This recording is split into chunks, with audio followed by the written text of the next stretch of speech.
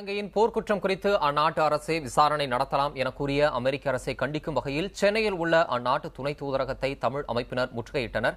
அது குறித்த தகவல்களை நமது செய்தியாளர் மணிகண்டனிடம் கேட்டறியலாம். மணிகண்டன், தற்போது போராட்ட களத்தில் நிலவக்கூடிய சூழல் என்ன?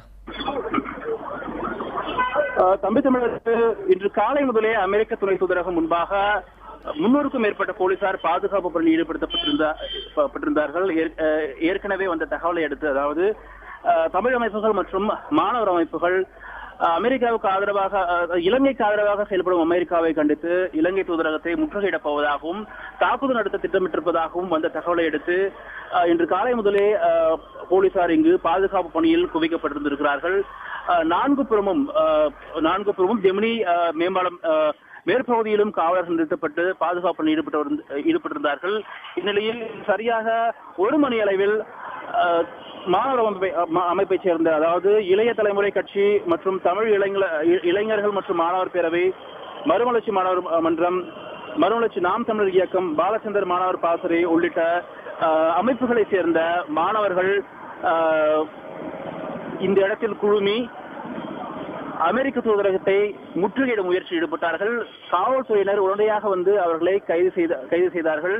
செய்தியாளர்களுக்கு அவர்கள் பேட்டி அளித்துக் கொண்ட அதே சமயத்தில் மற்றொரு புறம் அமெரிக்க தூதரகத்தின் பின்புறமாக உள்ள வாயிலில் இந்த அமைப்பைச் சேர்ந்த ஒரு நபர் நுழைய முற்பட்டார். வாயில் அருகிலேயே அவர் கையில் வைத்திருந்த பெட்ரோல் கேனில் இருந்த பெட்ரோலை அவர் தலையில் ஊற்றி தீக்குளிக்க முயன்றார். உடனடியாக போலீசார் அவரை அங்கிருந்து அப்புறப்படுத்தி வேனில் ஏற்றி கைது செய்து அவரை வேறொரு இடத்துக்கு கொண்டு சென்றிருக்கிறார்கள். இருந்த போதிலும் இந்த மாணவர் அமைப்பினர் நமக்கு பேட்டி அளித்த பொழுது தொடர்ந்து இது போன்ற போராட்டங்கள் இன்று மாலை வரை நடைபெறும் என்றும் தெரிவித்திருக்கிறார்கள். இங்கு வருவதற்கு முன்பாக அசோக் நகரில் உள்ள ஒரு உணவு விடுதி, அமெரிக்க நிறுவனத்தை சேர்ந்த உணவு விடுதி மீது சாணத்தை கொண்டு தாக்குதல் நடத்தியதாகவும் அவர்கள் தெரிவித்திருக்கிறார்கள். இது மட்டுமல்லாமல் அமெரிக்க நிறுவனங்கள் மற்றும் அமெரிக்க இந்த துணை தூதரகத்தின் மற்ற பகுதிகளில் தாக்குதல் நடத்தப்படும் என்றும் அமெரிக்க கொடிகளை எரித்து ஆர்ப்பாட்டம் நடைபெறும் என்றும் இவர்கள் தெரிவித்திருக்கிறார்கள். இதனை முன்னிட்டு காவலர்கள் இங்கேயே நிறுத்தி வைக்கப்பட்டிருக்கிறார்கள். இன்று முழுவதும் இங்கு பாதுகாப்பு பணியில் போலீசார் நிறுத்தப்படுவார்கள் என தெரிகிறது. தம்பி தமிழருக்கு.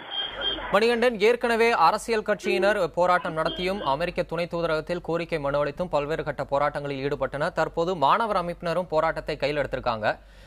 அவர்களுடைய கோரிக்கை குறித்து அமெரிக்க துணை தூதரகத்தின் சார்பில் ஏதேனும் தகவல் வெளியிடப்பட்டிருக்கா? தகவல் ஏதும் தெரிய வந்திருக்கா?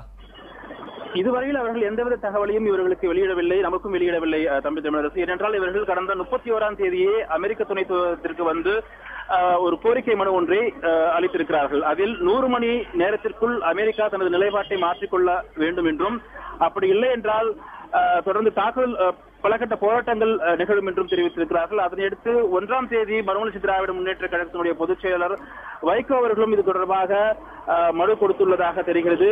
ஆனால் 100 மணி நேரம் கடந்த பின்னரும் அமெரிக்கா தனது நிலைப்பாட்டை மாற்றிக்கொள்ளவில்லை எனவும் தங்களுக்கு தகுந்த பதிலளிக்கவில்லை என கூறியும் தற்பொழுது இவர்கள் இந்த முற்றுகை போராட்டத்தில் ஈடுபட்டுள்ளதாக இந்த அமைப்பினர் நமக்கு தகவல் தெரிவித்திருக்கிறார்கள். தம்பி தமிழர், சென்னையில் உள்ள அமெரிக்க துணை தூதரகத்தை தமிழ் அமைப்பினர் முற்றுகையிட்டுள்ளனர். அது குறித்த உங்களுடைய விரிவான தகவல்களுக்கு நன்றி மணிகண்டன்.